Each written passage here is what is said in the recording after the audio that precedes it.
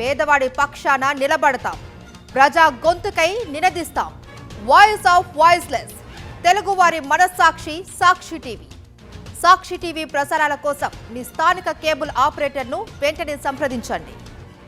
బీసీలకు 42% రిజర్వేషన్ల సాధనలో భాగంగా 72 గంటల పాటు నిరాహార దీక్ష చేసేందుకు సిద్ధమవుతున్నారు తెలంగాణ జాగృతి అధ్యక్షురాలు బీఆర్ఎస్ ఎమ్మెల్సీ కవిత. బీసీ రిజర్వేషన్ల అంశంపై కాంగ్రెస్, బీజేపీ నేతలకు చిత్తశుద్ధి లేదు అన్నారు. రెండు పార్టీలు కపట నాటకాలు ఆడుతున్నాయని మండిపడ్డారు. అందరం కలిసి కేంద్రంపై ఒత్తిడి తేవాలి అంటున్న కవితతో మా ప్రతినిధి దిలీప్ ఫేస్ టు ఫేస్ చూద్దాం. తెలంగాణ రాజకీయాలన్నీ ఇప్పుడు బీసీల చుట్టూ తిరుగుతున్నాయి. సో ఇదే అంశంపైన తెలంగాణ జాగృతి అధ్యక్షురాలు ఎమ్మెల్సీ కవిత ఒక అడుగు ముందుకు వేసి 72 గంటల నిరాహార దీక్షకు సైతం పూనుకుంటుంది. ఇదే అంశంపై మాట్లాడడానికి మనతో పాటు ఎమ్మెల్సీ కవిత గారు ఉన్నారు. మాట్లాడే ప్రయత్నం. సో మేడం, కాంగ్రెస్ ప్రభుత్వం ఆర్డినెన్స్ తెచ్చిన తర్వాత మొదటగా సంబరాలు చేసింది కవిత. సో అలాంటి కవిత ఇప్పుడు ప్రభుత్వానికి వ్యతిరేకంగా ఎందుకు 72 గంటల నిరాహార దీక్ష చేస్తుంది? ఆర్డినెన్స్ సాధించడం అనేది కేవలం యునైటెడ్ పూలే ప్రింట్ మరియు తెలంగాణ జాగృతి విజయం అండి. నాకు కొంత పార్లమెంట్లో పనిచేసినటువంటి ఎక్స్పీరియన్స్ ఉంది కాబట్టి కేవలం నేను ఒక్కదాన్నే మీరు 2018 చట్టానికి సవరణ చేసి ఆర్డినెన్స్ చేయండి అని డిమాండ్ చేసినాము. తేకపోతే రైలు రోకో చేస్తామని కూడా చెప్పడం జరిగింది. యాక్చువల్గా ఆర్డినెన్స్ని గవర్నర్ ఆపుతారని మేము ఎక్స్పెక్ట్ చేయలేదు. ఎందుకంటే ఆర్డినెన్స్ అనేది ఎమర్జెన్సీలో ఇచ్చేటటువంటిది కాబట్టి గవర్నర్కి ఆ హక్కు ఉండదు. ఆయన ఏం చేస్తున్నాడు, లీగల్ ఒపీనియన్ అనే పేరుతో జాప్యం చేస్తున్నాడు. అంటే భారతీయ జనతా పార్టీ రాష్ట్రాల హక్కులను కాలరాస్తుంది అనేటటువంటి విషయం మళ్ళీ ఒకసారి సుస్పష్టంగా తెలుస్తుంది. అల్టిమేట్గా బీజేపీ కాంగ్రెస్ లొల్లిలో నష్టపోతుంది ఎవరంటే తెలంగాణ బీసీలు. సో మేము తెలంగాణ బీసీల పక్షాన్ని నిలబడి ఉన్నాం కాబట్టి తెలంగాణ బీసీ మేధావులతోని, కుల సంఘాలతోని, యునైటెడ్ పూలే ప్రింట్తోని అందరం కూడా నిర్ణయం తీసుకొని ఏం చేసినామంటే మేము దీక్ష చేస్తాము 72 గంటలు. 112 కులాలు ఉన్నాయి. రోజుకు 40 మంది మా బాధ చెప్పుకుంటాం. మాకు రిజర్వేషన్ ఎంత అవసరం ఉందో చెప్పుకుంటాం.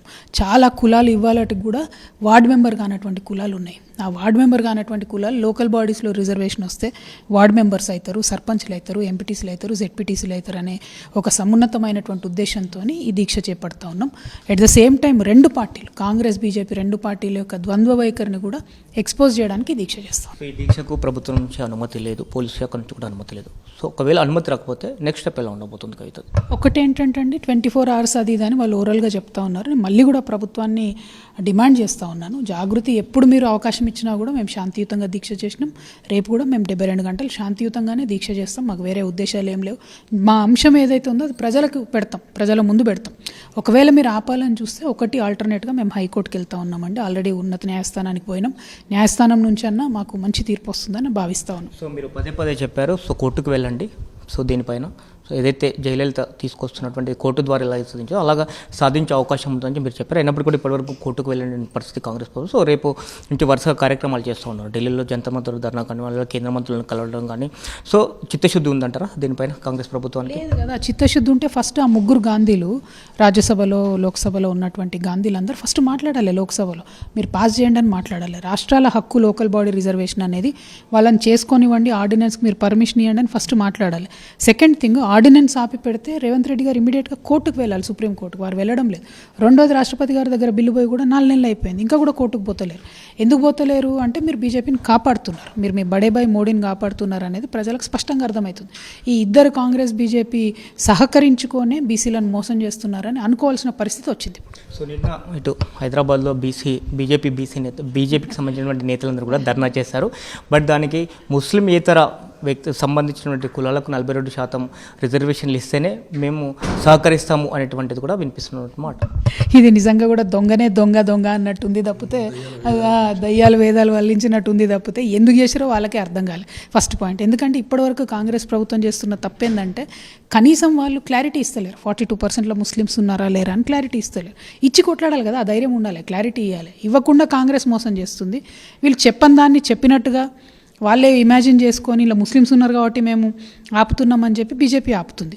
హిందూస్కి ఇవ్వండి, హిందూ బీసీలకు ఇవ్వండి. 46%, 42 కాదు 46% ఇవ్వండి, ఎవరు వద్దన్నారు? అట్లనే 10% ఉన్న ముస్లిమ్స్ కూడా ఇవ్వండి అని మేము అడుగుతున్నాం.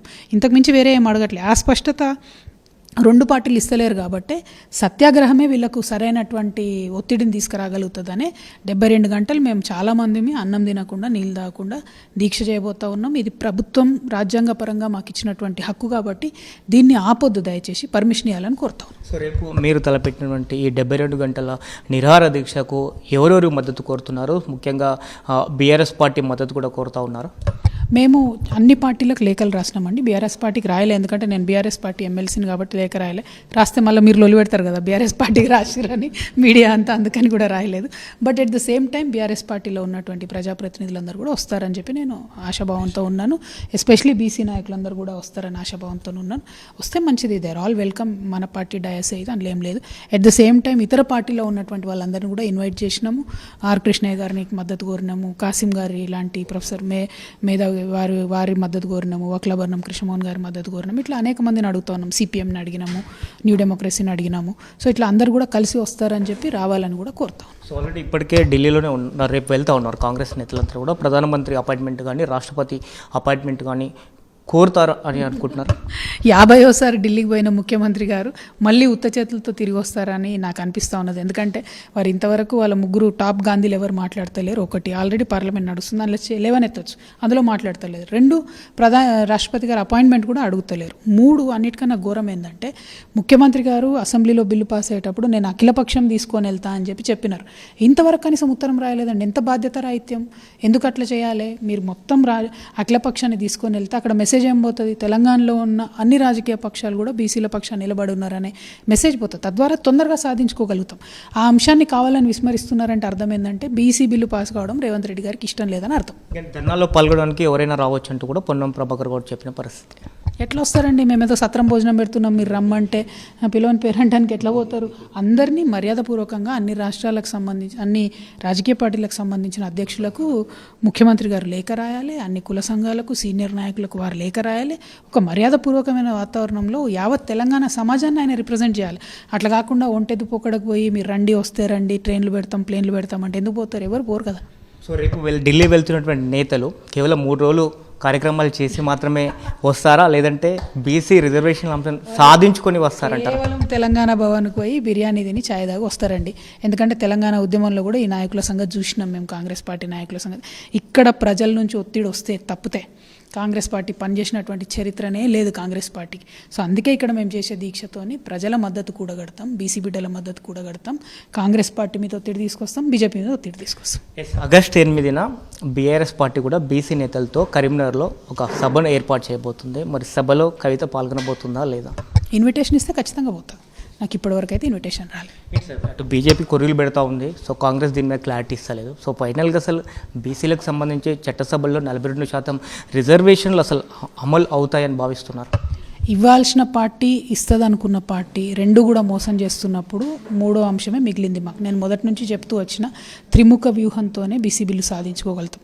1 రాష్ట్ర ప్రభుత్వం మీద ఒత్తిడి, 2 కేంద్ర ప్రభుత్వం మీద ఒత్తిడి, 3 ప్రజా ఉద్యమాల నిర్మాణం. ఇప్పుడు ఆ 2 పార్టీల మీద ఒత్తిడి తేవాలంటే 3వ అంశమే మిగిలింది. అందుకోసమే సత్యాగ్రహం చేస్తున్నాం, అందుకోసమే ప్రజల మద్దతు కూడగడతా ఉన్నాం. నేను బీసీ బిడ్డలందరినీ కూడా రిక్వెస్ట్ చేస్తున్నా, ఈసారి మనం మిస్ అయితే మళ్ళీ 5 ఏళ్ళు వేచి చూడాల్సినటువంటి పరిస్థితి వస్తుంది. సెప్టెంబర్ 30 లోపల బిల్లు పాస్ చేయించుకోవడానికి మీ అందరి మద్దతు కూడా కావాలి. అందరం కూడా పెద్ద ఎత్తున ఉద్యమ నిర్మాణానికి సహకరించాలని కోరుతున్నాను. మేడం ఫైనల్గా ఇప్పుడు రేపు మీరు దీక్ష పర్మిషన్ లేకపోతే ఎక్కడ చేస్తారు, ఏం చెప్పబోతున్నారు దీని ద్వారా? 1 కోర్టు రేపు లంచ్ మోషన్ అలౌ చేసిందండి. రేపు కోర్టు ఏం చెప్తుందో ఫైనల్గా చూద్దాము. మోస్ట్లీ గవర్నమెంట్ నుంచి మేము పదే రిక్వెస్ట్ చేస్తున్నాం, మరి పర్మిషన్ ఇవ్వాలి, ఇస్తారని అనుకుంటున్నా. ఇస్తే వాళ్ళకే మంచిది, ఇవ్వకపోతే నన్ను ఎక్కడ ఉంచితే అక్కడనే దీక్ష చేస్తాను. హాస్పిటల్ ఉంచితే హాస్పిటల్లో, ఇంట్లో ఉంచితే ఇంట్లో, జైలు ఉంచితే జైల్లో, ఎక్కడ ఉంచితే అక్కడ 72 గంటలు మాత్రం దీక్ష చేసుడు ఖరారు. గతంలో కొన్ని ఆరోపణలు వచ్చాయి. సో రాష్ట్ర ప్రభుత్వంలో మంత్రిగా కవిత గారు ప్రమాణ స్వీకారం అయిపోయిందని చెప్తా ఉన్నా అని విమర్శలు వచ్చాయి. ప్రస్తుతానికి కూడా కాంగ్రెస్ ఎజెండానే ఎమ్మెల్సీ కవిత మోస్తుంది అనేటువంటి ఆరోపణలు కూడా వస్తూ ఉన్నాయి. మతిలేని మాటలండి ఇవన్నీ కూడా, ఏమాత్రం కూడా మతిలేని మాటలు. 1 నేను చేస్తున్నటువంటి ఉద్యమాన్ని మద్దతు ఇవ్వాలన్నా తెలియక కన్ఫ్యూజన్లో మాట్లాడే మాటలు కూడా. ఎందుకంటే ఆ కన్ఫ్యూజన్ ఎందుకు ఉండాలి? నేను చేసేది బీసీ బిడ్డల కోసం. నేను ఉన్నది బీఆర్ఎస్ పార్టీలో, బీఆర్ఎస్ పార్టీ ఎమ్మెల్సీని. తెలంగాణ జాగృతి కొత్త సంస్థ కాదు, 20 ఏళ్ళకెళ్ళి ఉన్న సంస్థ. కన్ఫ్యూజన్ ఏముంది? ఉట్టుడిగా కన్ఫ్యూజ్ అయ్యి ఏదో నన్ను బ్లేమ్ చేయాలని ప్రయత్నం చేస్తున్నారు తప్పితే అందులో నిజమే మాత్రం లేదు. నేను ముందో మాట వెనుకో మాట మాట్లాడే మనిషిని కాదు. అట్లా మాట్లాడుంటే నేను జైలుకే పోకపోతుంటే. సో నా నికార్స్ అయినటువంటి వ్యక్తిత్వం తెలంగాణ బిడ్డలందరికీ కూడా తెలుసు. తప్పైనా ఒప్పైనా ఓపెన్గా చెప్తాను. నేను ఎవరితో కలిసి లేను. నేనున్నది బీఆర్ఎస్ పార్టీలో, నేనున్నది బీసీల పక్షాన, నేనున్నది బహుజనుల పక్షాన.